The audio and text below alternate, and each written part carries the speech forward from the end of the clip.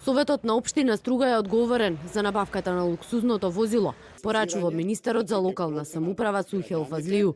По бурните реакции во јавноста за набавката на возилото Ауди, вредно 70.000 евра, во кое се вози градоначалникот Рамис Мерко, министерот Фазлију тврди дека граѓаните може да го казнат на избори, а владата нема механизми. За во Струга, ако постои некаква одговорност, таа одговорност треба граѓаните да го барат од нивните представници во Советот на општина Струга, затоа што јас колку што сум информиран, тој буџет и таа набавка прво поминал и во Советот на општина Струга, каде го изгласаа мнозинството советници. Значи и тие можеле да приметат, ако тоа е некое недолично однесување или ако се работи за луксузирање, можеле во тој момент да го стопира таа постапка.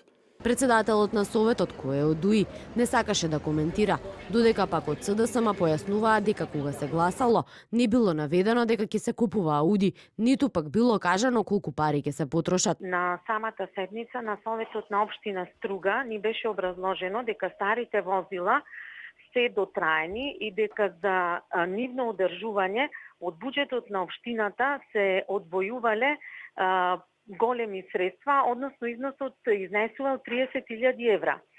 Од тие причини исто така беше побарано Советот да ја поддржи одлуката за набавка на нови возила, меѓутоа со образложение дека истите ќе бидат користени за спортските друштва, значи за потребите на сите граѓани и екипи на општина Струга, спортски екипи. Од тие причини беше дадена поддршка на Советот на општина Струга, меѓутоа никаде не беше образложено каков тип на возила ќе се набавуваат. Градоначалникот Мерко не гледа ништо спорно во набавката. Можда требаше да земам уште поубава возила.